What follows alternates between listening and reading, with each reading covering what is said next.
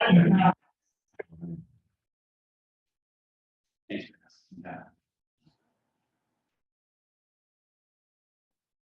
you guys see my screen? Dawn, Kevin, I don't think that they can.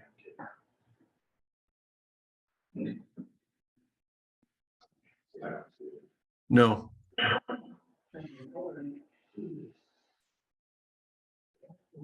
Yeah. Here.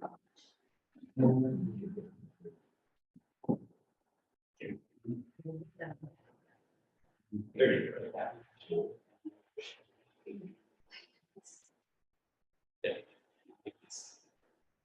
It should.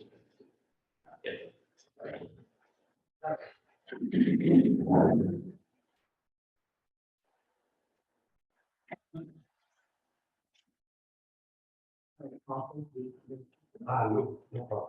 The short of it, it just, and you can just slowly go through it.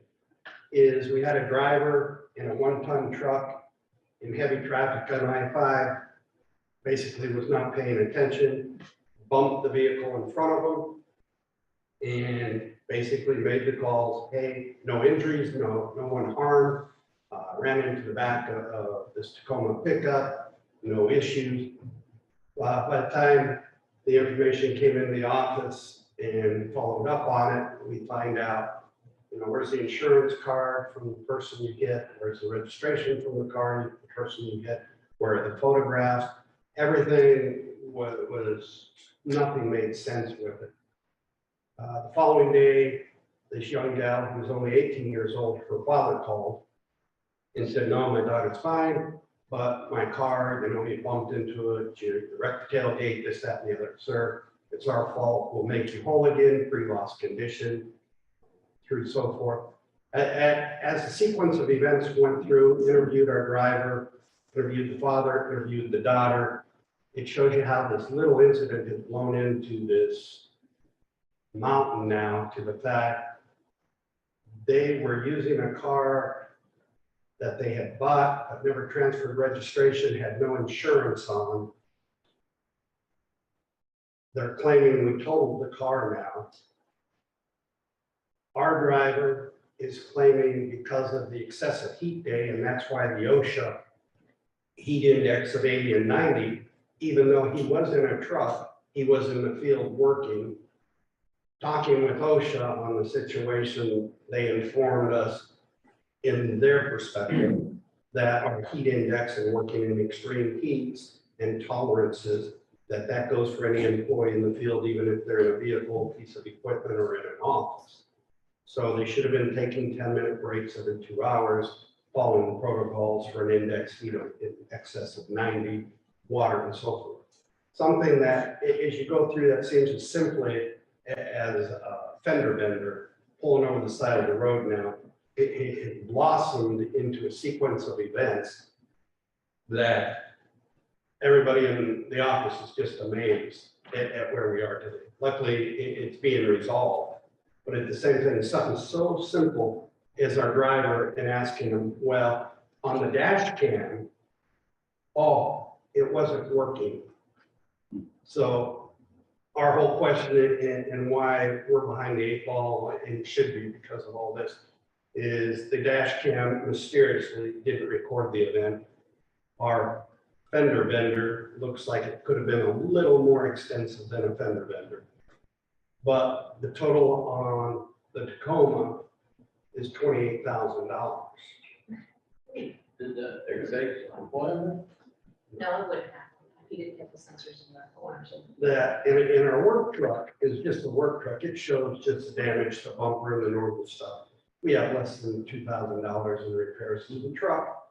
But the big question is now, on the civil side with our insurance carrier, is that used truck that they had bought, was that pre-existing damage to the frame to total the truck?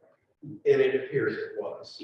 And even the gal statement was, yeah, he just bumped me, as you can see. There is a picture. That's the side of the Tacoma pickup right there on the corner where one of the flares, the plastic buckled. And then in the back was just what you would call a normal fender bender on the tailgate. At that velocity, it didn't do enough to bend the frame and tow a $28,000 truck. And again, in the afternoon, traffic, and then OSHA comes in, oh, your protocol for the Oregon OSHA rule for heat index and working does apply to your employees in the office. Should they leave in a car to go to the post office? Should they go to pick up something or drop off something? Those rules still apply to them, even though they're in an air conditioning car and so forth. So it was an eye-opening experience, once again, how something, of course, on a Friday afternoon that seems so simple and routine to process and handle, especially since there's no injuries, no one hurt, can blossom into this ongoing adventure, that sequence of events. And that was a safety tip, that no matter how simple something looks, there's always a sequence of events that lead up to it and will continue. When things don't make sense, stop. Now it's our safety mode. Thank you, Paul. I think everybody here can relate to that. It's a lot. I know everything happens on Fridays.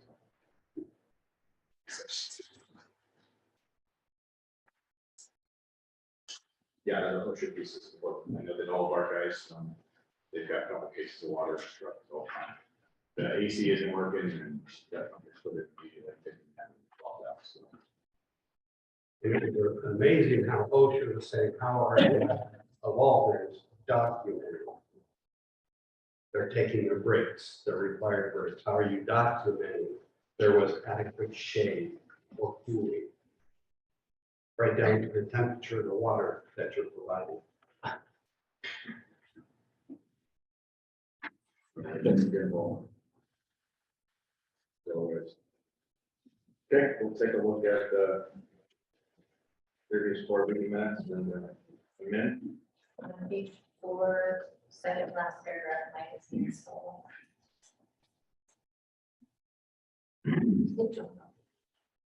Thanks, Scott. Where's that? You said page 4? Page 4, second to last paragraph begins, Mike took a vote. It's my chat. Oh, we're getting mixed up. Now we're mixing names. Okay. Really hard. Well, you probably couldn't say it in the bylaw. It's like 2 pages. I don't know if you're gonna find.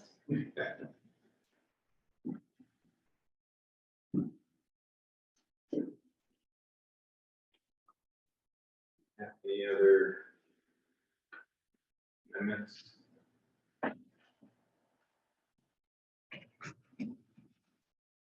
All of them? Okay, With that, all of them. Joyce's replacement for the meeting minutes. Love to hear. All right, well, with the correct amendment to correct spelling of my name, I'll entertain a motion to accept the meeting. Right, we have a motion by Nate, second, All set. all seconds. Any further discussion? All in favor, say aye. Any opposed, say the same.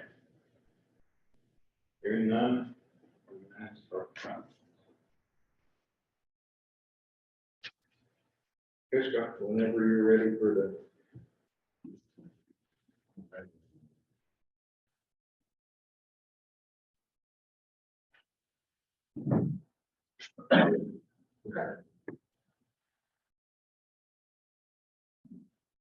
So, incoming ticket numbers for July, we are 28,820, which is down 12.59% from 5.21, and down year to date 0.4%, pretty flat compared to last year. Outgoing tickets 146,822, which is down 6.57% from July 2021, and down a total of 4.2%.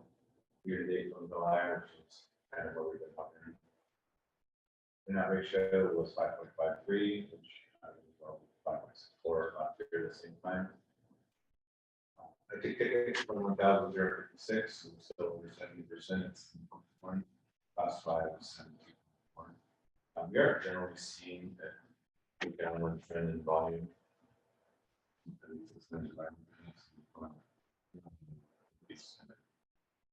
again, they're kind of personal opinions. Last year was, this year, we thought we created a trend, and that's right, and last year.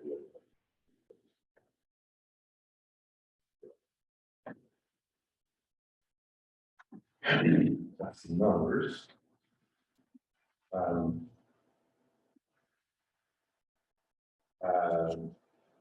As you may or may not have seen, I checked out the report when I realized for the increase and the increase. So with that, I sent another set of report which reflects that to include the worksheet that we use when we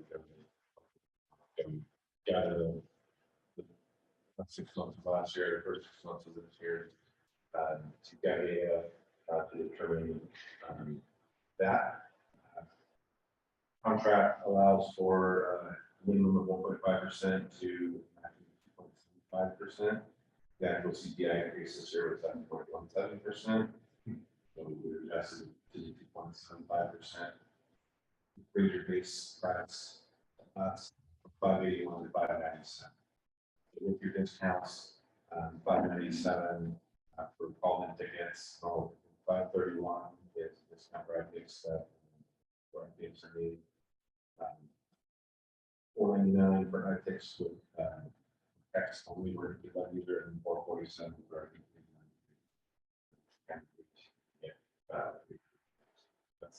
that's a pretty big discount to look at iText that are fully not completed record release at 447 down from 5.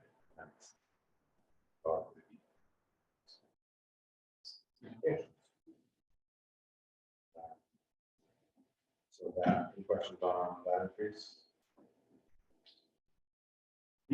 So those are incoming numbers that you started with, correct? As far as what's coming in. The incoming look at tickets, yeah. You're saying what's flat. Year to date, we're down 0.4%. And we can even include the county. Monthly county incoming. Okay. Your counter bill or changed. Yeah, when I look at the numbers, we're up. Maybe it's the county. So they're on another. It'll make sense because Portland is a little slower. So it's looking surprising. Yeah, very bold with.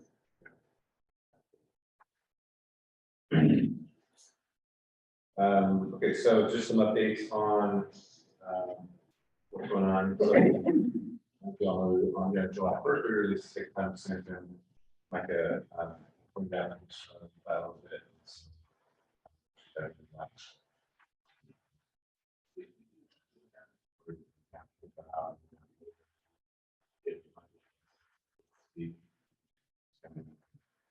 The whole company get together to fix a that now it's all working. Yeah, it's working. It's done. So there's three other requests that are currently that we're working on. The improved usability of NFT tickets as they come out. That is development.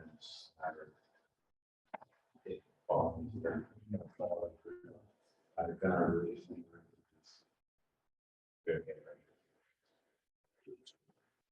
As well as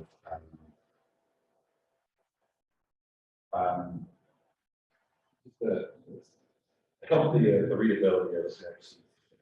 If there's multiple falling on one ticket. Wow. The verbiage is also very directions. So that will solve that. Yeah. So. Well, hopefully, it'll certainly indicate a lot more.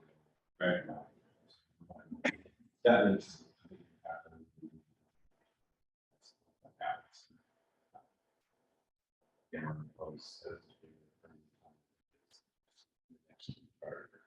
So what I mean is the example I sent you guys with the rings, the small areas, would that change that by separating it, or You would have gotten each one of those points. still? So that guy did the. I know, yeah. You're not gonna see a lot of those from. And we did follow up with him directly and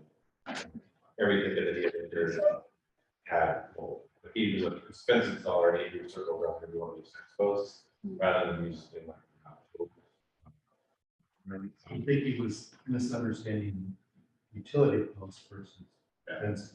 Yeah. So, It's every feet. yeah, it was one of the guys that still have. Yeah, it's small. It crash trucks it. Yeah, it literally did. It was probably, I didn't count it, but it was probably point to do a fence around the ballpark. So we did, I believe it was an individual. Yeah, it must have been.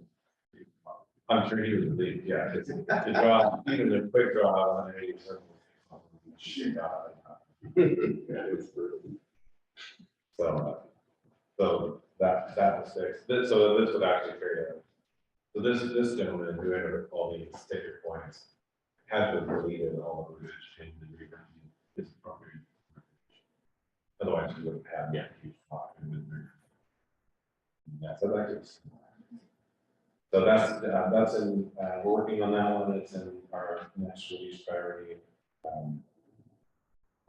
To also including sort of expanded ticket reporting that Kevin had requested to be able to basically take a certain pull all the data points from money. Now to download into Excel, it's going to release like 13 different data points. A full off of 35 points. 35 if you want, so that's also in that same rate charges, and adding homeowner merge to go. Homeowner. Had this mission brought it to our attention and we put it on our website and then asked for this, like a link for, like, your first home homeowner. Got it familiar with it. It's more. And I have, we'll have some questions around, as we go, I don't know if you want to talk about here or. Some it's just because of how we documented it in the policy procedures. So, like, go for it. Just, we can verification on what we're, we have to open it in final charges, but that was.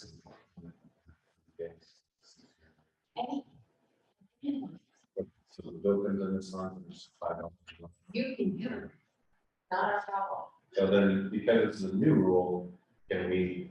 Right, like, when you apply that, the way we print it, Yeah, that that's is- when it's not. It was just something. So if somebody is now a $7 charge, that's the product at multiple increases. But it wasn't $3 and maybe they put it on 5, so it would have been dismissed.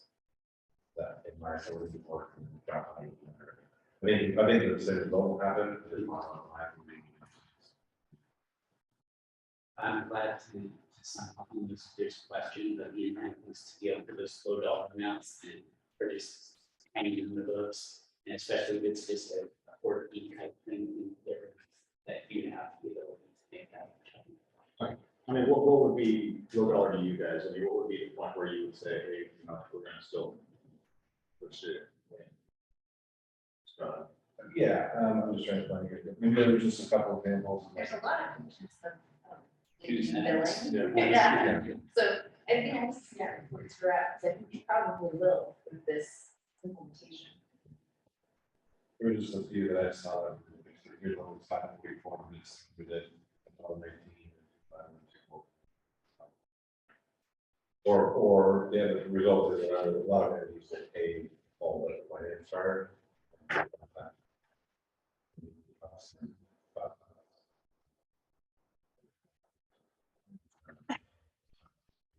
Feedback. Good job. Yeah, and we're due to do the storm report for accounts receivable again, so we can get review on that, so we can go right hand in hand with this weekly and or the funds, all this coming in. Maybe you and I would, I don't think it's gonna be Yeah. Yeah, because I wanted to figure out. Good. Cool.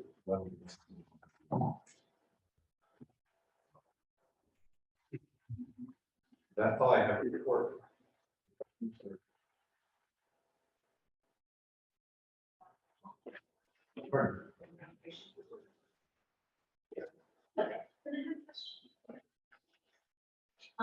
For a utility that participates, why would we suddenly see does not participate on the table?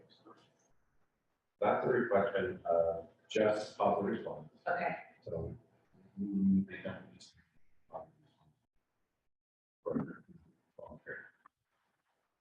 Positive response, or. That's the thing, that whether they mark or not, they don't participate, they don't let us. They mark. Electronics. They put family around. But they need to do their own process response correctly. Remember, just means that they don't participate in the voluntary positive response that goes through the system and get status. Yeah, I think at some point we should probably promote that a little bit more, because if they're not doing that, then, directly, then they're not following the law. This is a way for them to follow the law and not have to worry too much about contacting them. So, Well, I don't think that's exciting. well, if positive response, they have a response, and it's with the call center, and that's considered, that communication, saying that there isn't anything there, right? The law doesn't specifically say that they have to call them and tell them that. It does, it is. Oh, yeah. Specific. If you're gonna email them directly, you have to respond in one of the government meetings. I think it's. You have to mark within 24 inches. By March, excavator, facility, or notify the operator. The excavator, the operator is not having to jump to the area. Those information, a couple of methods, but all that information is on PR. Have to repeat. All that. So this is very true. Yeah, about, when you talk about the sort of response, yes, we'll probably have a place. That. And probably get the contact number from there and do it for that. I don't, we don't need to. It's also, Yeah, I think that was the bigger issue before when we approached it. We couldn't get them to look into it, so. The voluntary thing we promoted at that point. How was that, how did people learn that? We just did the 3 formats. Okay. With calls there. fun to build that, if you will, and get the big players on board. Now that we got you there, you can reach out to all these small. I don't know what to do and say. I'll do it and say. Is that right? Frank? Yeah. Here now. Any other questions for Scott?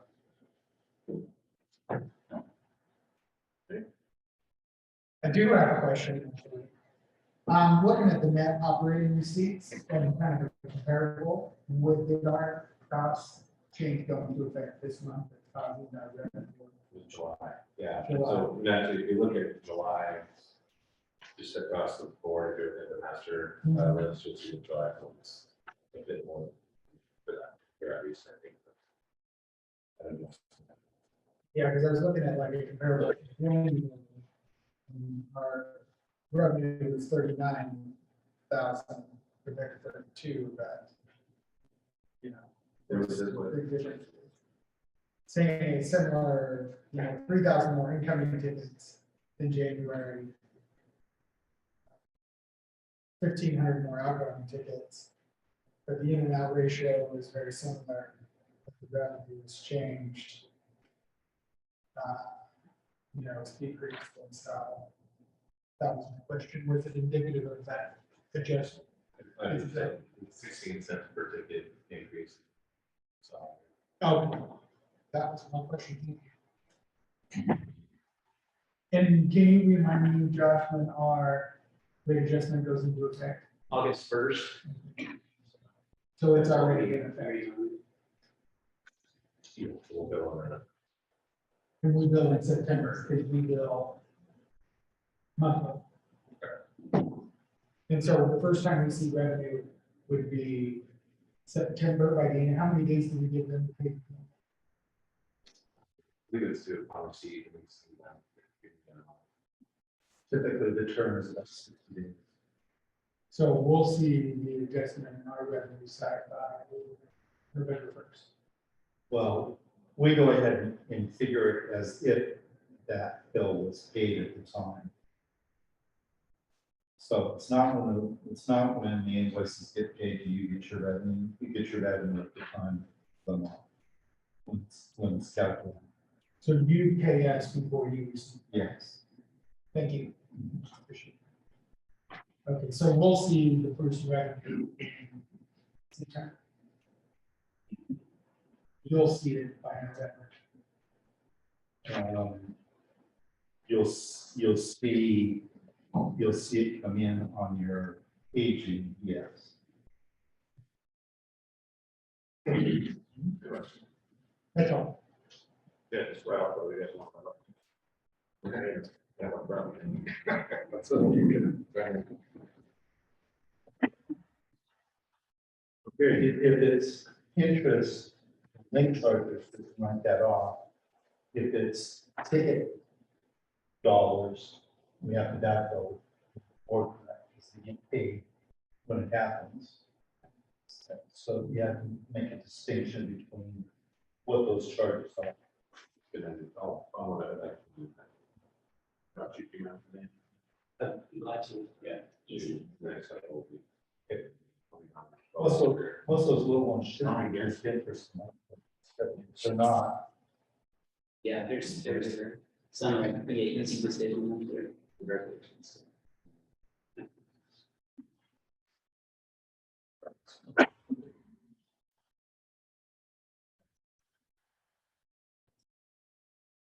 Treasurer's report.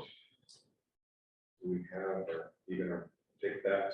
Yeah, Melanie asked me to pinch it for her. She couldn't be here today. So let me share the screen. I know some of you were having some problems with the audio. I just changed some settings and I'm hoping that helped. That made a difference for you guys. Yeah.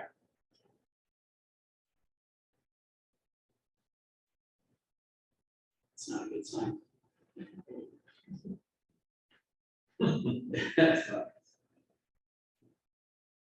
A little better. Okay.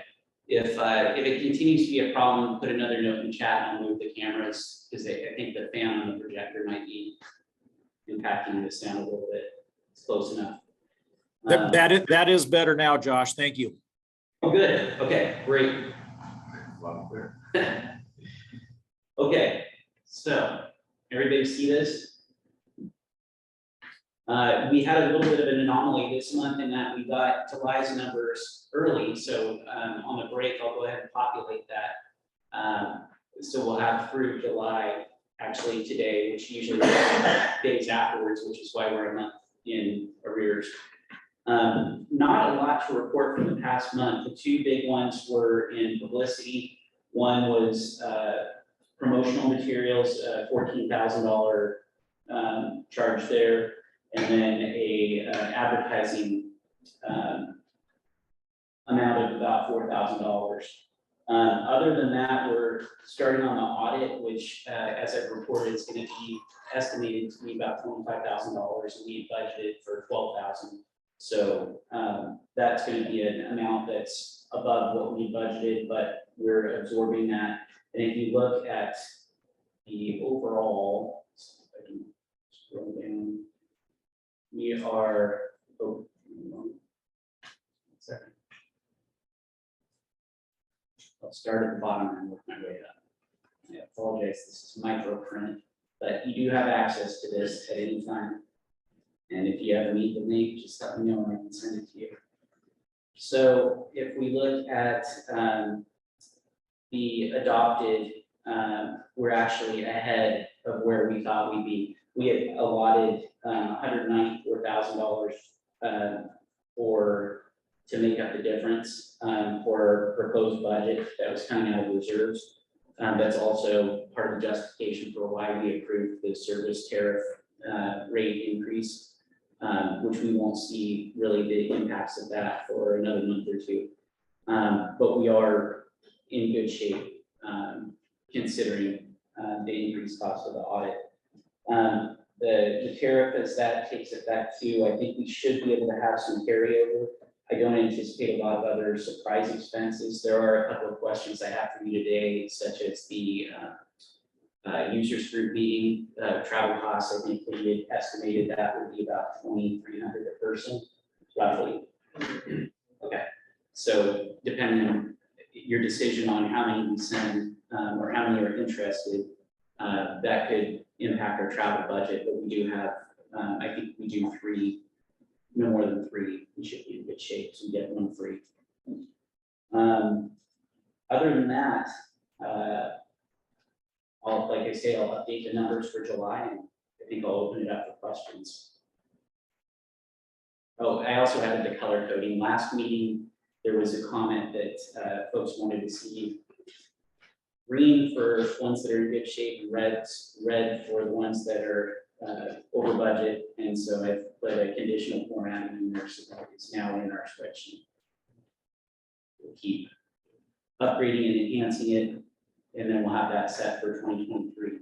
I also, during my executive director's report, I kind of do this as our kickoff for the strategic planning and budgeting for 2023. I would anticipate we'll start meeting with committees in the August, September timeframe, have a proposed budget and plan in place for October, and then approve it in November, December timeframe at the very latest.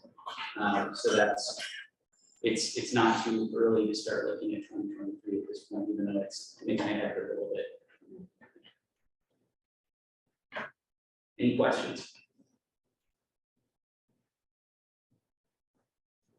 Thanks for making those changes. Josh, the only thing I would like to see is I appreciate you putting the percent remaining, but I also Yep. like to know in which month, how much percent is remaining of the overall year. So in July, it'd be 50%. So if you could put that as another column, so percent remaining of the budget's helpful and percent remaining in the year would be helpful. Does that make sense?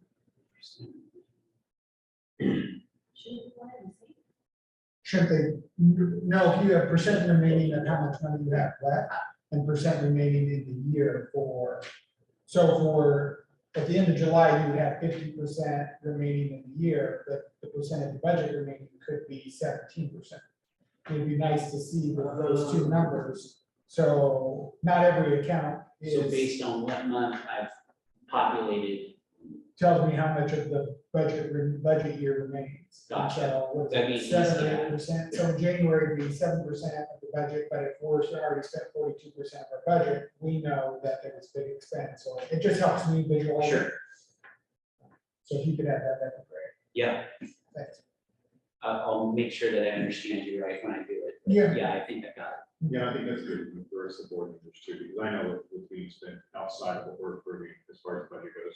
It comes through for you guys, but it's good for the board. Makes it easy when you look at the budget documents to see the anomalies, and then it helps on those kind of things, just to understand, hey, why are we so under or overspent at this point of the year? Are we saving up for something big, or did we spend on something big, or we tracking where we should be? That makes sense. Yeah, that would be side by sides. Anything else for Josh?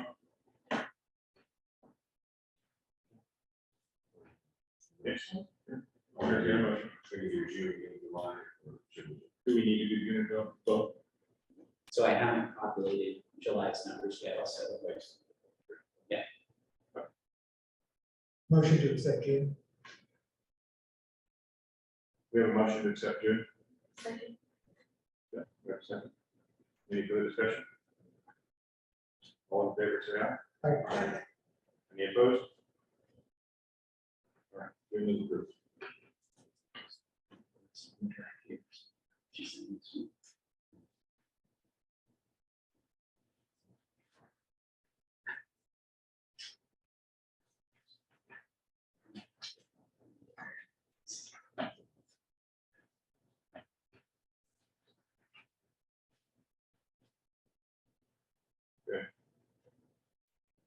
else, John?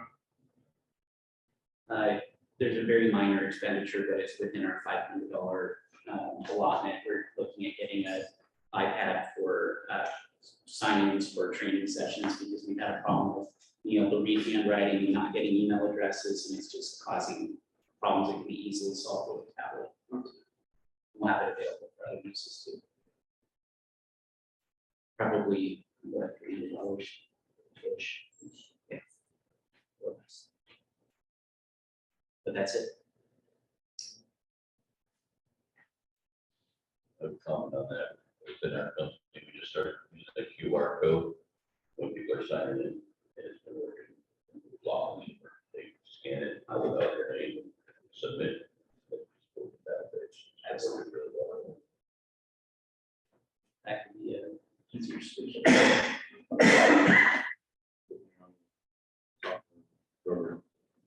And if they have Wi-Fi or internet, most places should. All right. Board of Directors officers reports. I do not have anything. Melanie is absent. Melanie is absent. Paul, do you have anything? Nothing there. All right. Kevin, Hennessy, are you on? And do you have anything? Yes, I'm on. Thank you. Just wanted to let you guys know, thank you, Josh, for reaching out on a comprehensive list of the types of complaints that we're receiving related to Chapter 952 rules. There's been some added email discussion on that for, I would say, emphasis on things that members feel is important. We are currently working on updating our structure in order to report some of those things.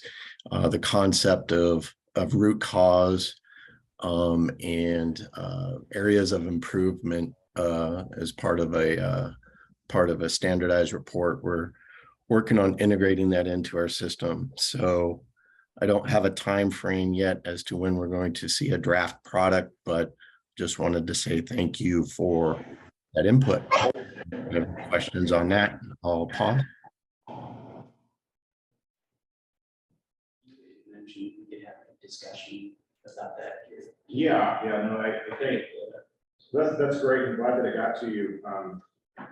Kevin, I think I guess now is, did we talk about how often that we want to see that report? Was it an annual report that we were, or did we want to see it? I mean, that was going to be something to discuss. And then, of course, what is the PUC able to do too, Kevin, with that? Yeah, so as far as time frame and interval, I'd like to generate a draft report, and then it might be taking a look at that to see the frequency. So that would be a step down the road as far as the frequency goes, but that's something to consider. Yeah, I agree. We definitely want to see what it looks like, and also how often, how many are coming in. I think that really is the key on what the interval is going to be. This is kind of blown up here, I think, if everybody, I can see it on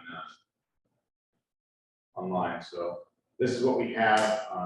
We could probably sum this up with just a brief discussion with everyone's input. If they feel something else should be added, speak up. Otherwise, we'll try to roll with this and sit through it.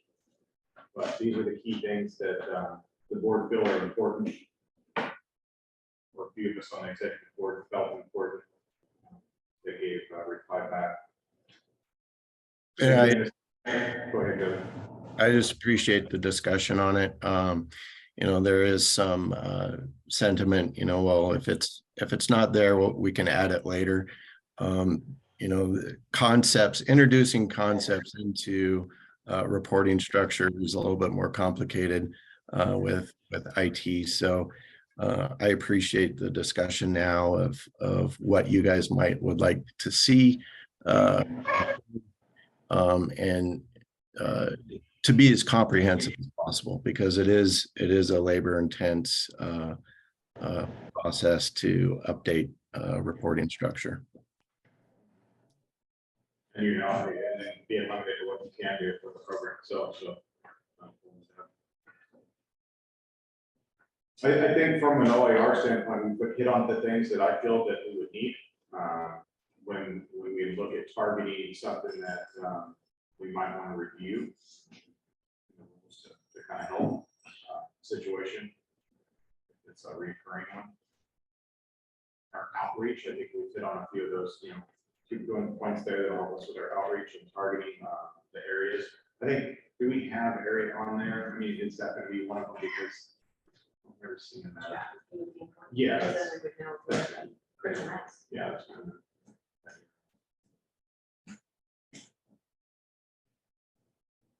I was just trying something. She had the. City zip. Yeah. I mean, I don't know, Josh, how does our advertising work? Do we target we target immediate area, right, which isn't gonna be really good now if you see.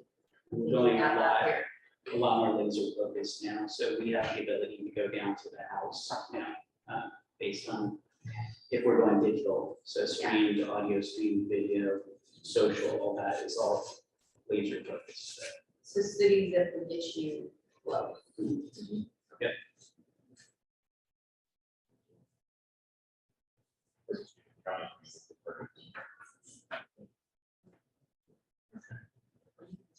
State Southeast Oregon. Well, it's not a count. Some Pretty much. of the counties are pretty big over there, just saying. Yeah, what's that city?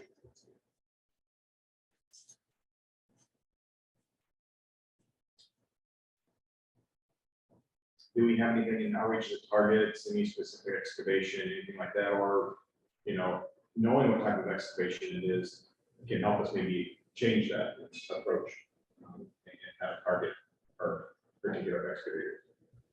It's fence filters versus Right. major utility. It is one question. And that's Kevin representing.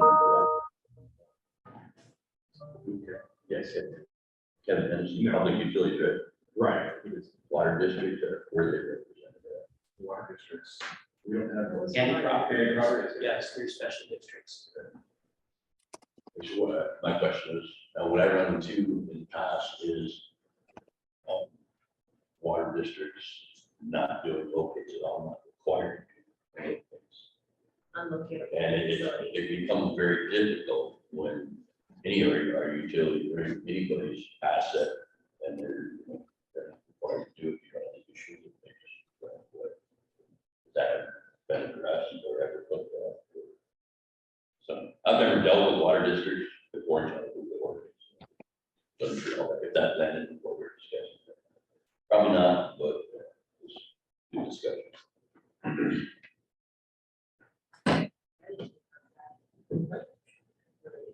That's the. Kevin, do you have any input on that, Kevin? Have we heard? Have we had- Could you repeat the question? It was very tunneled. And if the chair could repeat it, I'm picking up better audio from you, Micah. Okay, yeah, no, there's just a question here. We do have, if they're under a certain amount of incoming tickets, they're not going to be required to be a notified party in the area, right, correct? Yeah. Yeah, and so, by law, they're not, by statute, they're not required to locate. So when you run into those individuals, those special water districts, small water districts that aren't required to locate, and something happens, they're just not required to pay. They're not required to pay, but they're required to locate. Okay. But I So- think the question comes in whether they're locatable or unlocatable facilities for most. Okay. Has there been anything that's come through the PUC, Kevin, that that's been a conflict between an excavator and special water district or special? Not to my knowledge, but I don't following the logic on whether they don't have to locate or not. The statute requires operators to be members of the OUNC. How they respond to those notifications, whether it's locatable or unlocatable, is specified in law. So there isn't, and if a water district is not a member of the OUNC, then the statute also states that the excavator is not liable for any damages whatsoever if damages occur. So I was trying to follow that conversation, but that's the mapping of how the law is laid out. Right, yeah, Scott corrected me on that understanding. So does that, I mean, I guess the question is, I guess the question is the asset that is affected, being that there's no one call done at the damage to an asset that be astronomical. And do it a one call install and immediate report. What came to me was, I went to our public awareness people and had a discussion with this particular water district, and I didn't say water district in general, but this particular one came back with a grandfather clause from, the late 1800s that he used and said, do the water district and get that, he said, which I thought was rather odd the first time I ran into, the water district.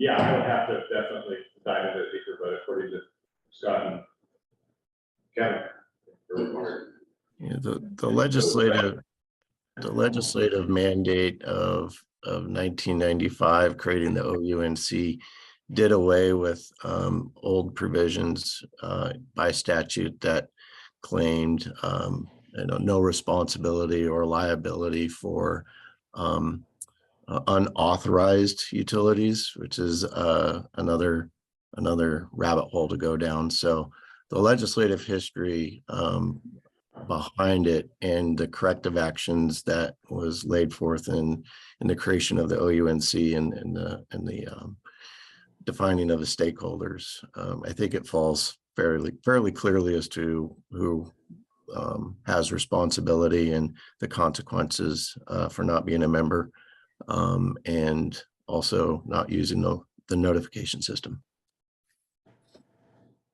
Okay, thank you. yeah, and I think when we look at outreach, that's tough, because, if they're not members, I mean, if they're not, registered members, then it's tough to reach out to them too, so.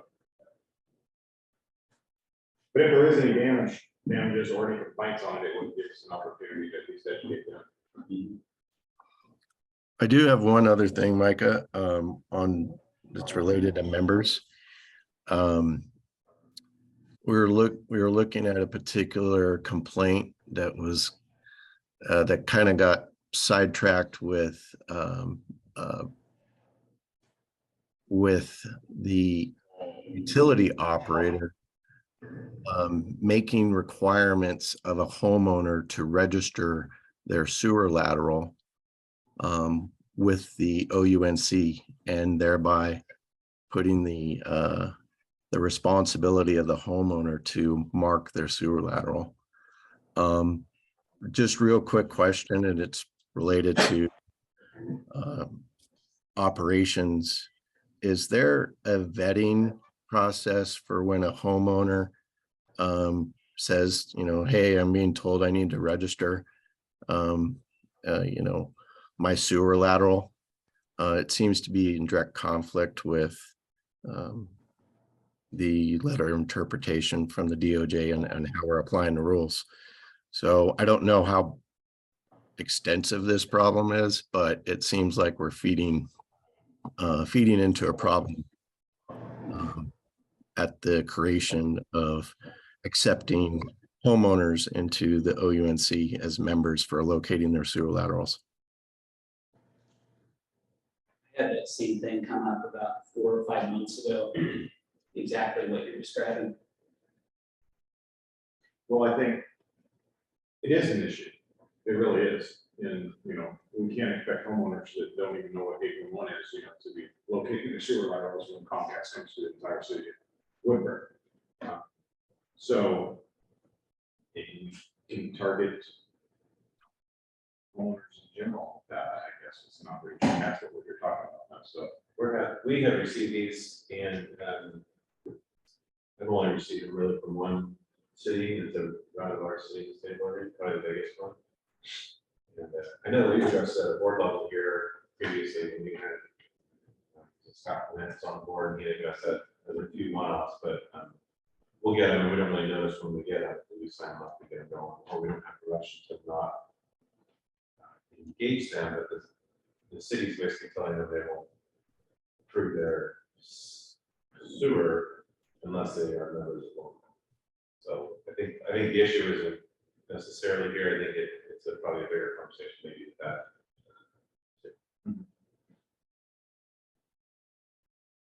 So the requirement. So Kevin, if we know that they're a homeowner and it's that kind of a situation, we're gonna tell them they don't need to belong.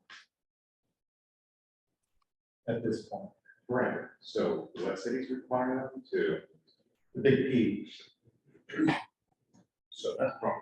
But does the PUC have a conversation with the city of Portland? Because it seems like as the enforcement arm on behalf of our rules, they would be the ones that would inform the city if, hey, you're creating an enforcement action that's not enforceable under the law. You had a city of Portland representative that was gonna take it back internally and work it, wasn't that? Of course, at that point. Scott was going to, I think he was dealing with it as a one-off, but we don't find out about it until usually down the road, somebody will say, why are you sending these emails? You know, or somebody might be vocal like the one that Josh had brought up that didn't want to be a part of it in the same way. Who knows how many are out? Yeah. So do we, or, I mean, we can push outreach, you know, to homeowners. And to have them understand it, you know, that they do have a facility that's there. Along with the water, it's not just sewer, the water service sits out, the water meter sits out in front of the houses, from that to the houses. Right, so. In fact, I don't know that we don't allow them or tell them not to be, but I think if you tell us to We not. were aware of the homeowner. Yeah, no, I think we've signed homeowners up. So do you think that's a good place to start, just to understand the scope of the problem? Because we're talking about 3 isolated incidents before we go engage with the city of Portland. Maybe this is, you know, one. Well, there is possible there is a permit. provision in the law that says that permits have to be stamped. Call before you dig, and they have to make a call before you dig. And I think the city, or some city employees were interpreting that as they need to be part of the system. And it isn't that they need to be part of the system, so they need to call before they did. And I think that's where the confusion kind of lay. But if you were having all the super permits that were coming through Portland, those homeowners registering on the system, you would see a huge increase. We haven't seen a huge increase in membership. That, I don't believe. You're talking huge numbers of it. It's that. So Okay, what, I was just bringing it up. I didn't know if there was like a, you know, a vetting process. It seems to be more of an operational, you know, check the box type thing. And I don't know how extensive the issue is. I think they're more annoyed about getting the email notifications from what I'm hearing, as opposed to actually renting a locator and trying to meet that 2 business days. So I was just asking the question for clarity on operations of how the One Call Concepts processes those. So I can bring that back into the discussion, you know, as we move forward with this case. So thank you. okay, so there's okay, so I guess that's something that, you know, they'll open up the lines here. Because if we're interpreting the rule to say that the special districts, special water districts that don't meet the qualifications but are still required by law to locate, then that would but homeowners can say, you know, cool. And you don't shake your head, stop. I don't know. Because it would, I mean, that's. So, I think the reason you're saying this is because it's public versus private. There's a distinction.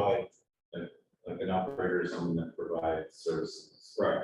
A homeowner doesn't provide services. Okay, So so let's make a distinction then between the two for this board is that homeowners and private water districts are serving the public in general, but they're. I don't want to get into the ins and outs of it, run by, group of people, but yeah, so, okay. All concepts to run theory of all the members in Oregon. Just identify a list of homeowners that may have been inadvertently swept into this process. So we can address that issue. I mean, that there is, if there's a volume, arguably that came as a result of a permit, so the city should be able to cross-reference the location to identify the permit tech that was involved that ultimately made that requirement. And maybe they have a training opportunity that they can do to close the gap. We need to get the homeowners out of the notification of this. Right. So can I think that as directly to you, or if you do not want to Specialize. specialize for sewer? And why specifically with that permit, because you made it work if you need to, but if he's going to do sewer, power, water, whatever, then he's gonna have a contract as part of OUNC already. Some of us do our own sewer work. Go ahead, Kevin. It might be worth asking the question to council, private versus public, and getting a frame of reference on applicability. So that's my suggestion on that. And I'd be happy to sit down on the formulation of the question to council if you guys go that route.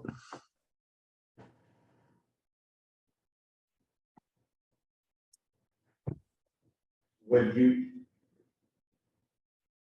with the board in agreement, would you mind doing that, Kevin? I mean, I think that would help us out with this tremendously. I'm having a really hard time listening and to getting a grasp on the conversations, and so I don't know if I would be able to do that. I would be probably working through Josh on it. So maybe Josh can reach out to me and see what we can come up with for the benefit of the board.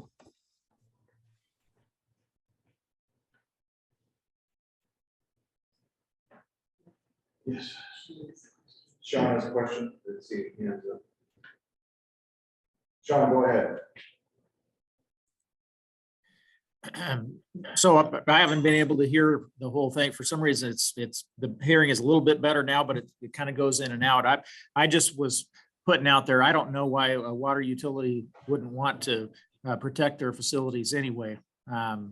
Speaking from our perspective, the water is part of our utility, and any chance you have to protect it, the better. So why this particular district wouldn't want to be a member is just kind of mind boggling to me anyway. Yeah, it was mind boggling to me as well. I don't want to think that this is water district in general. It was one specific water district. They come back with the explanations to our public awareness, most taken back by what they do. And then did I hear Kevin correctly that it's a requirement then for utilities to be a member of the OUNC, or no? Yes, when they created the OUNC, it states that any operator of an underground facilities, which is defined in the statute, that they become members. The statute also states, though, if they are not members, any damages incurred by the excavator is not liable. So they addressed both sides of the coin there, for creating the expectation for a one-call system. So is the excavator not liable for the damage to the facility, but how about the damage that's caused by all the water going everywhere? Well, again, they wouldn't be liable for the damages if the operator is not a member of the OUNC. That's what the statute states. Okay. Thank you. Yeah, it's on page 14 in our standard manual. That specific statute. Yeah, but if you get to the distinction between public and private, the definition of operator, then this is actually. I think so, but it's always good to involve counsel.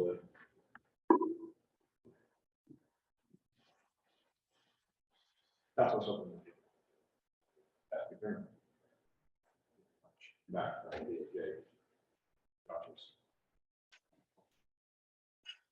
He's got the last. Well, now that there's an investigation going, you can see how it's raining. An individual homeowner, does this meet threshold of enforcement? That would be interesting, yeah, that would be interesting to see. Those to the board, I mean, we've got questions here on that stuff. Be eager to, when that information comes out, let's see. That's a new one. Go with the PhD like that. Any other questions for Kevin? Kevin, anything else? Okay. All right, so staff report, Josh. Yeah.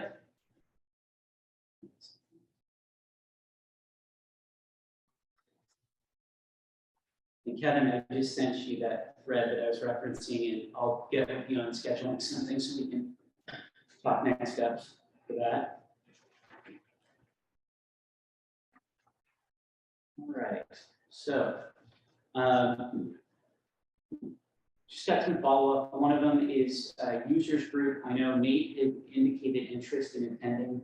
Now that you have the details on the date, the location, everything, cost, how many of you would be interested in attending so we can get solid numbers and we know what we're budgeting for? Any others? Nate's still interested? It's the one in Washington. Yep. Your question in the dates. September 27th to the 29th.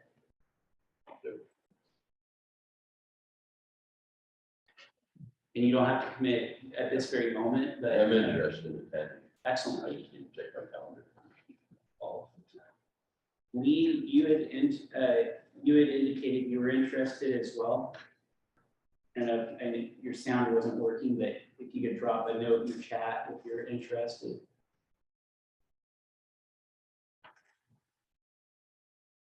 And then we have 5 who couldn't attend today. We'll check with them as well. Okay, so we've got Dale, Lee, Nate. I'm interested in attending. We get 1 free. The cost is approximately $2,000 to $2,300 all in. So I think we'll need a decision from the board on how many that we are willing to support. And are we able to cover all travel costs related to attending users group? We have 20,000 for travel, and I think the last count was 7,000. And then we've got costs for. Oh, that's more than I thought. We have joint states coming up, and I have a lot of travel for trainings, but it should be mostly mileage, so it's small dollar amounts. Okay, if we do. And it is valuable. We got a lot of the ideas that we used this year for 2022 came out of user group last year. Is Kitty attending? somewhere else. But I would highly recommend anybody who has that, it's so worth your time. Great networking, and like Josh just said, yeah, we took a lot of ideas from other states for outreach and advertising. Okay, so the recommendation to be able, or to be able to be covered for 3 3 plus the 3. plus the 3.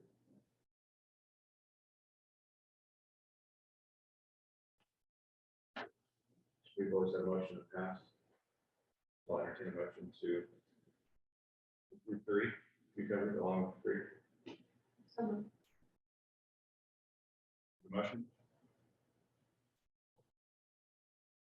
We have a motion. Do I have a second? Yeah, second. Okay. Nate? I recuse myself from the vote. Okay. Noted. And I will follow up with Dale, Lee, and Nate. And, Yeah, second. Any further discussion on that? oh, sorry. Okay. All in favor? Aye. Any opposed? Hearing none? All right, motion passes. 7-3. Excellent. That's good. We'll follow up. And I didn't hear from any of the others who aren't here today, that aren't able to participate in this meeting, so I'm hoping that they're not interested, but we can cross that bridge.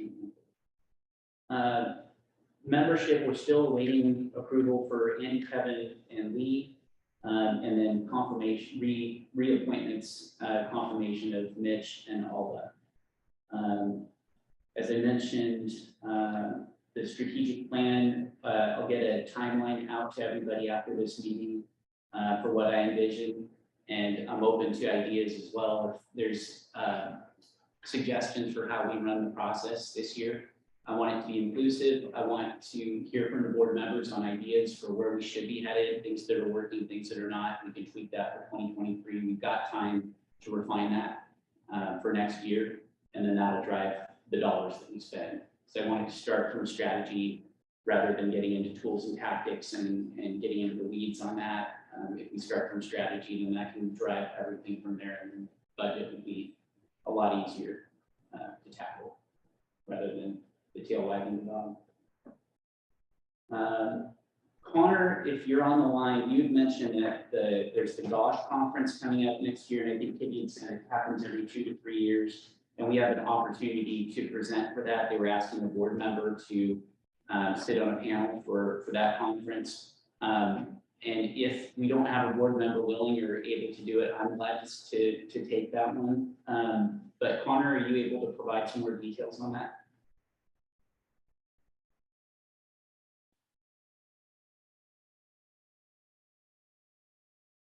You might have to step away. You there, Connor?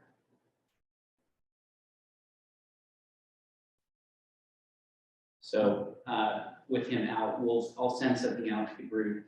I don't have all the details on it. We still have plenty of time to get locked in on that, but we wanted to offer it up to the board in case someone wants to take that opportunity on. Speaking of which, for joint states, I'll be on 3 different panels for that. Kitty will talk a little bit about joint states. In fact, if you want, it's a good time to talk about that. I'm doing a legislative panel, a digital marketing strategy panel, and then for a presentation with Royal from Royal Media, and then I'll be doing one on Oregon 811, just updates to the group. So.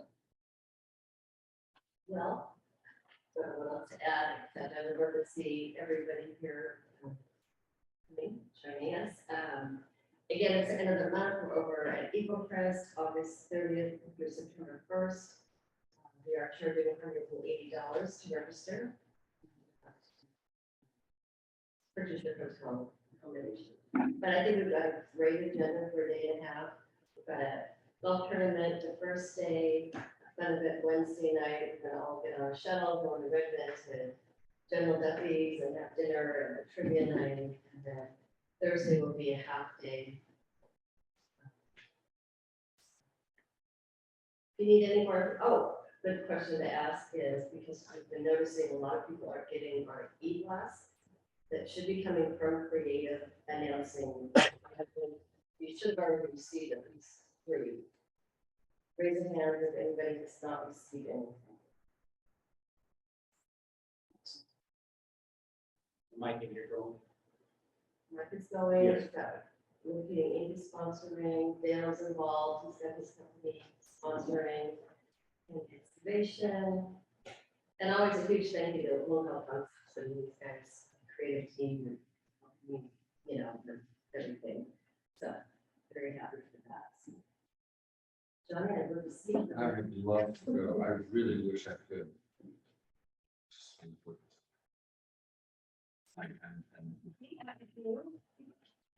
Unfortunately, I'm taking my one and only vacation this year, that week. That sounds like. Guests over here, keep them. Because, Yeah, I think I'll get it out. all right. Oh, and Sean Carter, anyway, a bunch, so that's great. to see one of the board members involved. Katie's been putting a lot of work into that, so congratulations on almost getting across the finish line with that. We just need to see a few more numbers. So that's yes. Our audit process is underway. We have a portal now to start feeding information into that, and so we'll provide updates on that as we go. And then, as I've mentioned before, that'll culminate in a presentation to the board on their findings and a written report, and then we'll have the opportunity to ask questions of Aldridge, and they're actually based here in Salem. So they'll be able to provide us with details and suggestions on what they found as they go through our numbers. Our aggressive training schedule is underway. I just finished 3 with PGE. I have at least 14 more, I believe, on the books in the months of August and September. Some weeks it's every day in different locations, mostly in the valley. So I'll keep you posted on that. The initial returns from what little survey results we've gotten back has been very positive, 9s and 10s, few suggestions here and there, and I've been tweaking both the deck and the presentation as I go.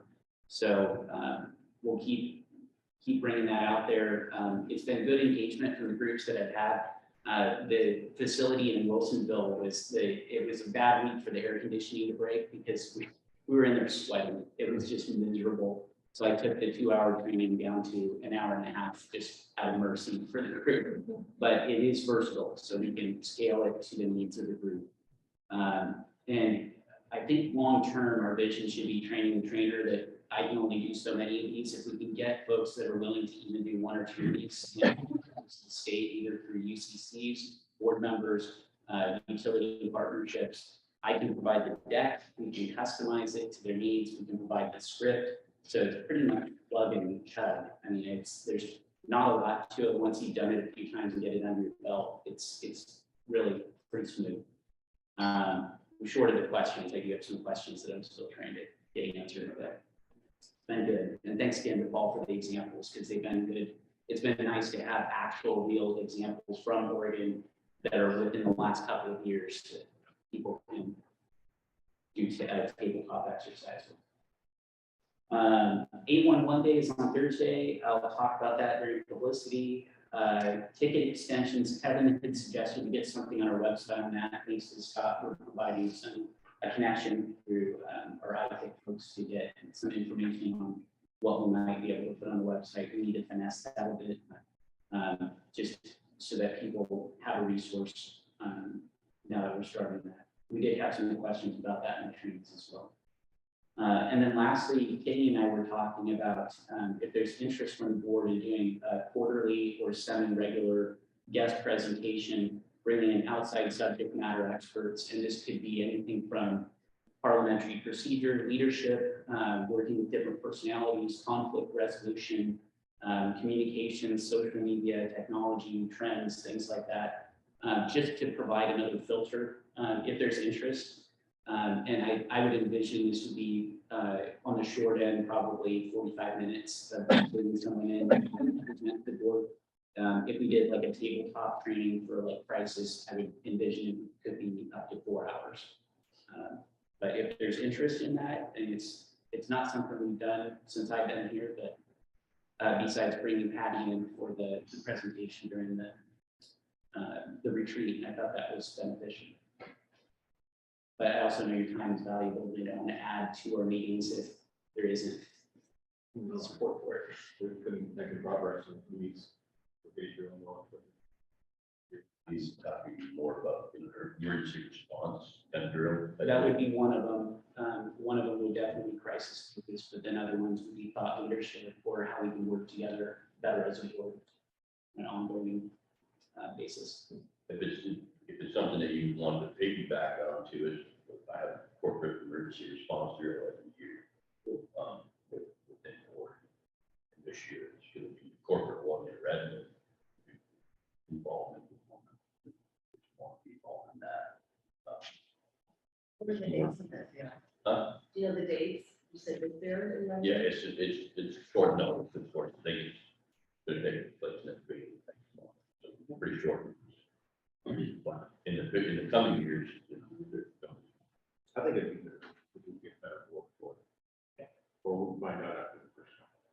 Yeah, And those are exactly. things that we form by our strategic plan. Yes, Once we have a strategic plan, for us to kind of think about where we might. Where the make gaps are. enhancements. yeah, perfect. I'll include that in there. I like the idea, so don't get me wrong, If you could plan it so that it's, like, we have the board meeting in the morning and then that in the afternoon, that way. If we have to leave, we're not missing the board meeting, Business. like that. That's a good suggestion. Or it could even be, it's always hard to judge if we're gonna go past lunch, but we Right. could always do it during lunch too. It's nice to be able to socialize, but if we did it, 3 times a year, 4 times a year. That brings. I see the value in it, I like the idea of the whole procedure, all keep tagging on. What's the. See what value, but also recognizing that, you know, it's tough to get here for a day. Yeah. For some of us. Yeah. And maybe falls. So the more condensed, the better. All right, I'll open it up for questions. Got more for training and publicity, but for my report. Anything for Josh? Thanks. Not saying anything? We proved on the golf course that I don't have a future on the senior tour, so. Okay, so we'll take a break, 15 minutes. 53 after. I'm going to be sure. 53.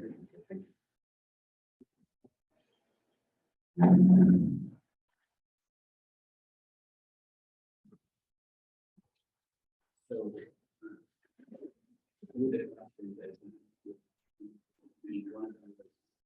When the circle of safety is the biggest license.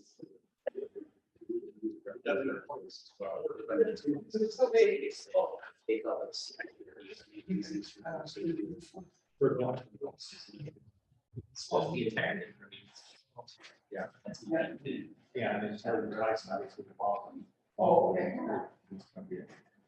And they, so there isn't some slices. Are you trying to?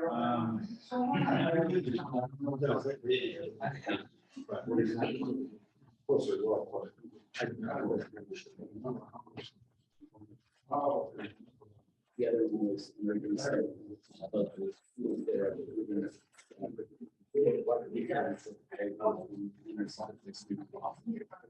It's possible.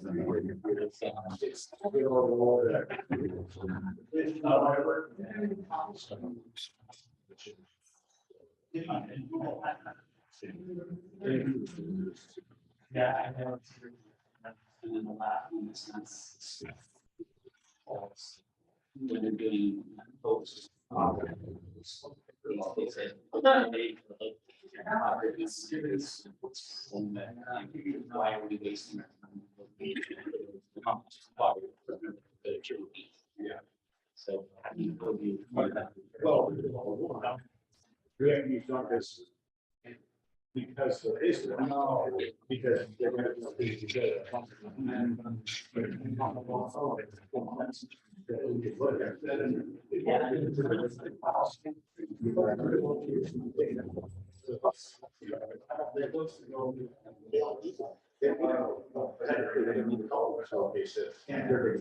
Yeah, that's, yeah.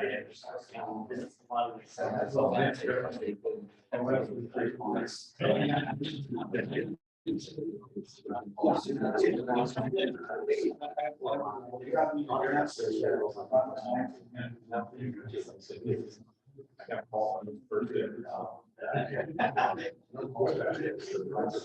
Yeah.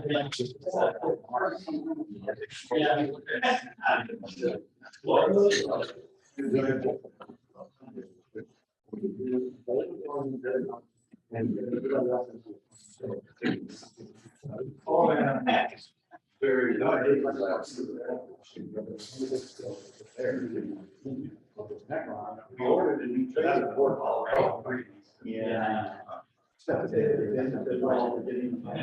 Yeah.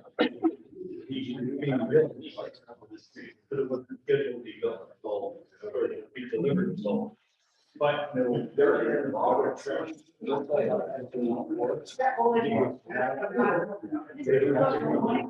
Dig up their line, I don't hear it. And so, yeah.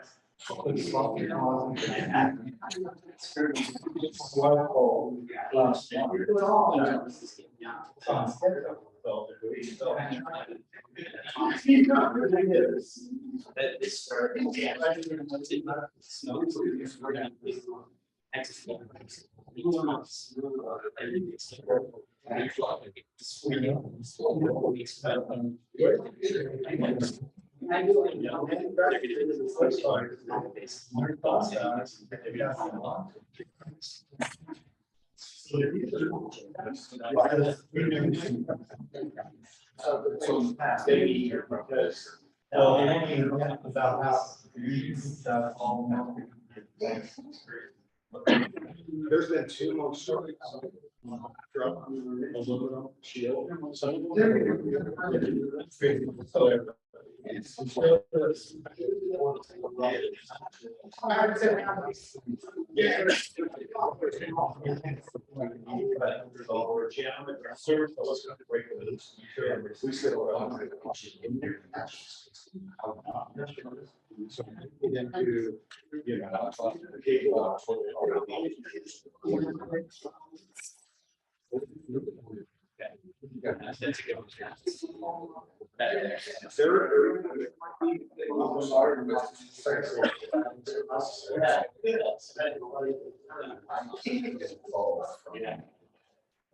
Thank you. We have to be excited. And, yeah. I know. I did.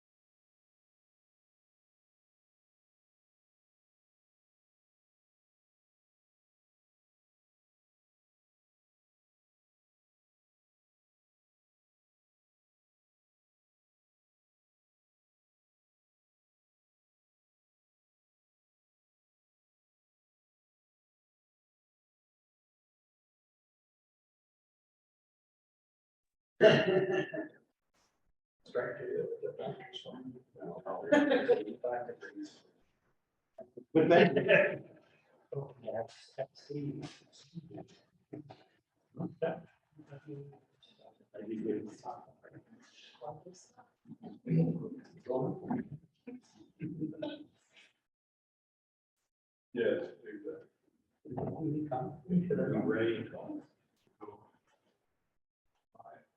Yeah, it's. okay, all right. So back at it here, we'll move into our committee reports. There's nothing to report for the OERs other than we finally got response from the DOJ on something we were wanting to get clarification on. And we did, so we'll be discussing that in committee this month and have a report for the board following.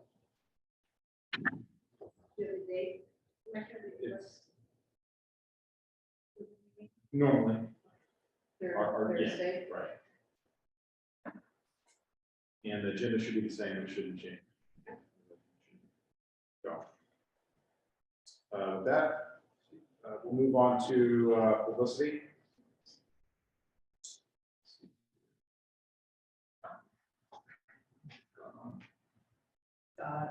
No. Do we have anything, as somebody carrying a report on that today? I can give some quick updates. Okay. Kitty can jump in. Okay. So 811 day is the big one. I shared with everyone the news release. You have a hard copy and I emailed it out. Kitty has arranged for JJ Harrison and St. Paul Rodeo as partners to do some social media posts for us. We'll also have posts on our own. We'll be doing an interview with Lars Larson during the 1 p.m. hour tomorrow. And then I'll be doing an in-game interview at the Hillsborough Hawks for Safety Night, sponsored by Oregon 811 tomorrow night. And I think we probably can still get tickets if anybody's interested in. Yep, we have 8 tickets still to give away. We're seating in the Legends Club, so any interest, let me know. Because I just need a name and then I put it in roll call. And then there were other games that I sent out, other days, so all you got yours.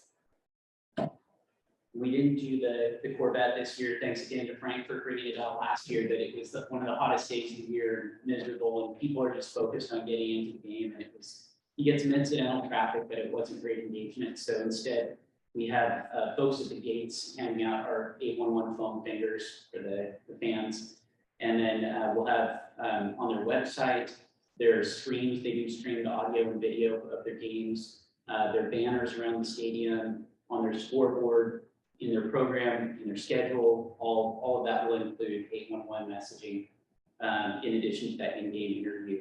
And then they're letting my son toss out the first pitch. So hopefully it doesn't bring shame upon my family. And end up on YouTube. But awesome. Yeah, so it should be a fun night. See, one of the changes that we're looking at, Kitty and I met this week and talked about some of the delays for the day-to-day updates for our website are taking longer than we'd like. Creative does a great job at One Call Concepts, but they get bogged down. So we're looking at a hybrid proposal moving forward where we have a third-party support to be able to do our day-to-day updates and the quick turnaround changes to our website, or if there was ever a crisis, we needed to get changes made on the fly, and then use Creative for design work and longer term projects. So there will be a minor increase in cost. I think we were around $3,000 with our last webmaster. We'd be trying to look to stay around that same amount, but I think it would provide us with a much better end result. As well as on the website, we're updating tariff information. We've taken it off the carousel and we're providing updates on that. The service tariff that we approved last month. Ticket extensions, that was Kevin's suggestion, and as I mentioned before, the homeowner information also on our website. I met with the folks with the Oregon Ducks about the idea of bringing the 811 motorcycle to open up one of the games. They love the concept. They said it's kind of a tradition, kind of such a tradition that they have a hard time envisioning the organization allowing us to have our motorcycle in place of the official motorcycle, but they're looking into it, and they'll see, come back with a proposal that we can put alongside all of our other ideas for 2023. And so that would be for the 2023 season. So quite a ways out. Hopefully with the local price. Yeah. Yeah, for nonprofit discount. And then after this meeting, I run over to the Capitol, and they have showcases in the gallery, and see if there's a way that we can get into one of those for April Safe Digging Month, along with, we typically get the proclamation, and then potentially do some kind of a day for observance during the legislative session, because it will be a full session this April. So we'll see what comes out of that. Other than that, we'll be looking at the budget and strategic plan for 2023 and trying to decide what priorities are going to rise to the top. And that's it. Okay. That concludes our official committees. Down to, but we do have some ad hoc committee reports, budget and audit, and tariff. No. Is anyone standing in for Melanie on that? Yeah, I think I already mentioned. Let's see. Budget is updated. I was starting to put in July's numbers, so you'll have that at the end of the day. Audit, we already talked about the tariff, what changes we talked about. I think that's it. Any questions for the budget and audit? How long do you think the audit should take? You know? They gave us a time frame when they thought we'd start earlier than this, and I think it was 3 weeks, 3 to 4 weeks. Yeah. And that it depends on how much we can turn around on the front end to give them what they need to get it to us in the back end.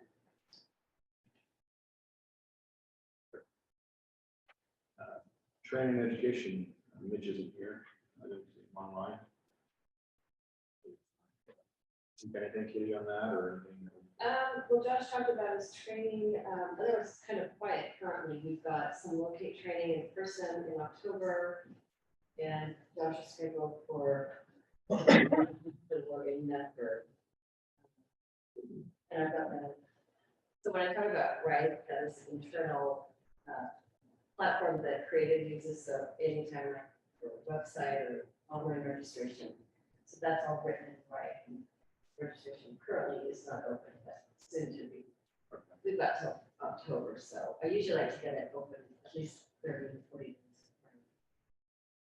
That's about it. Where's the October training? In Medford. Medford.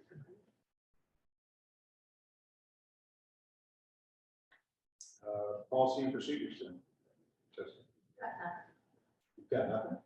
We're done.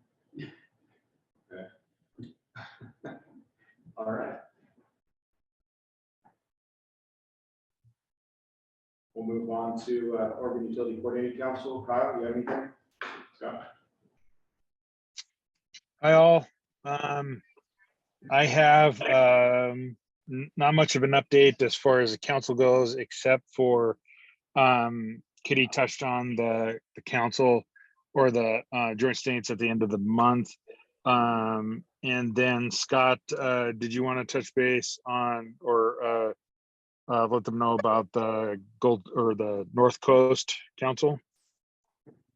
You know, just one of our ongoing kind of missions this year has been to revitalize councils and to keep vitalized councils that are strong. We did North Coast, we did have an official meeting where we nominated 3 folks, myself as president, AC, Jinko with local conference, but secretary, and then Joe Savage with yeah, that council just using the approved minutes and being that council state that was one of losing its status. One of them that's keeping its winning its line. So our goal is with that.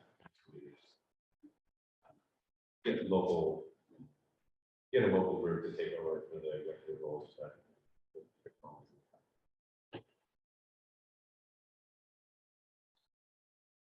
I think the board will support everything. I mean, you basically need to step in and help too. I mean, I can do that as well. I mean, with that. But who's,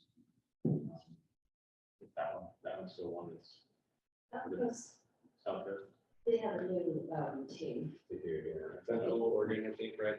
Kyle's still struggling, and we could really use your help.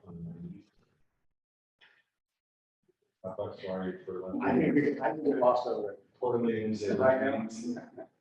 I need an excuse, so. I'll drive this. Sign me up. Okay. I think it was volunteer. So, I think North Coast, Central Oregon, and the East counties are the ones that were short. But those all had members listed that as an executive team, so they weren't in red for those percentages. North Coast was. Right. Thanks, Scott. Other than that, that's what we have, kind of the focus on the joint states. And Kitty's wonderful job on that. So don't forget to sign up and come attend at Eagle Crest at the end of the month. And Josh, if I remember right, it's August is Safe Dig Month. Did I hear you say April? April, yeah, so August 11th is Safe Digging, National Safe Digging Day, and also known as National 811 Day, and then Yes, April okay. is Safe Digging Month. Okay, I got confused. Yeah. All right, that's all I have, Micah. Okay, thanks, Tom. Great, let's move into national industry news. Anything we talked about joint states. And we've also had a motion today for future. So, anything else? Okay, I don't feel anything for old business. Nor do I for, I'm sorry, go ahead. I'm waiting for you. You're waiting for new business? Okay, I don't feel anything for new business. Do we have any new business? Nate? At the next meeting, I would like to, or the next couple of meetings before we end this quarter, get an idea if we're going to have any legislative efforts, because it is a full session. We talked about it for a couple of years. Either we're gonna go for it or we're not, but if we're gonna go for it, those conversations with the legislators have started in the fall. People are gonna propose changes for it. So I'd like to know if we are going to make it work.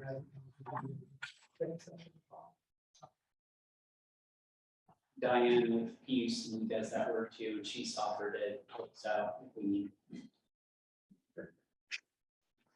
That's absolutely, yeah, very important thing. There are a few things, so, you know, we'll figure out that. Because we do have a few things that we're thinking about, so we need to pull the trigger on something. We need to either get together as a group and discuss those things, or ask an agenda or something, so. I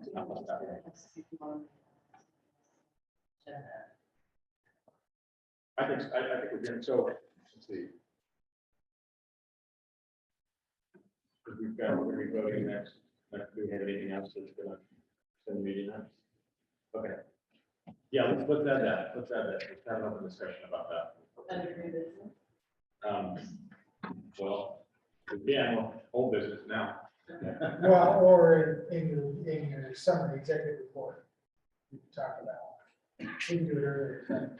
I think we've talked about it for years that changes need to happen, but we can't do it unless we have a strategic plan related to how we would make these changes and what changes. And so it's going to take a little while to get organized. Yeah. I mean, but still, we could still have discussion on what we would be looking to, you know. Right. I mean, if we don't have anything, we don't. We just exclude it. Or if we need to be more prepared to go back and shift. Yeah. We know we need to do something, we just are not, we can't articulate everything we want. Before we articulate that, so let's get it on.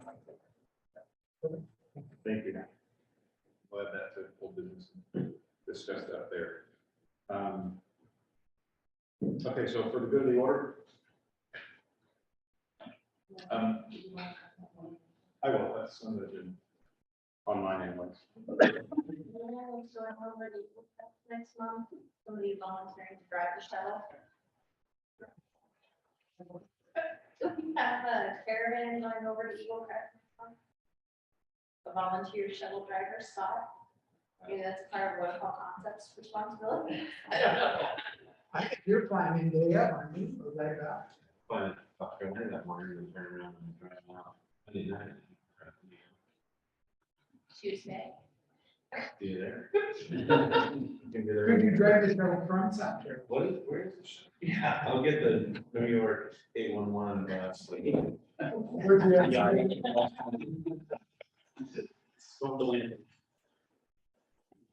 Okay, I did have something, for good of the order. We took a 30-minute break early on today instead of 15. It was, something that I had in mind, prior board meeting that I forgot. If you noticed, I'm sure it was a little bit longer, is it something that we want to do? The reason I did it, and the reason behind it is because that our meetings are shorter now. So it gives us less time to, be here together and, I know some have busy schedules, but others, you make the time to drive all the way over here, some time to network. And also I'm never able to get to all my emails that I need to get through work right now, so if it's something we want to continue, to make that a 30-minute break, we can. If not, we can stick with the 15. I just wanted to bring that out. This is Paul, I like this. I'm sorry, Paul. I like the extra additional 15 minutes. I do appreciate you. Just, Nate, I would propose a compromise and go 20 minutes. 30 minutes is a little long.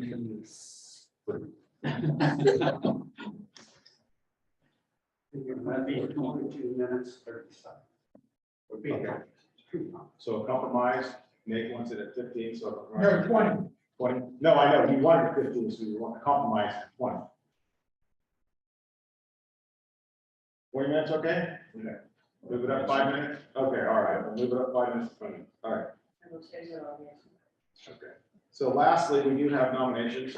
I think if I can get to the board meeting without somebody trying to finish my sentence, I think we'll be in better shape.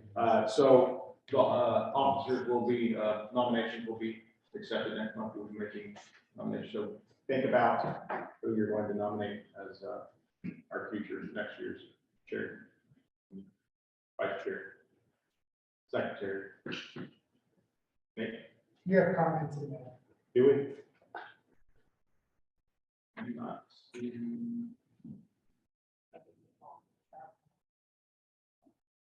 Or does it?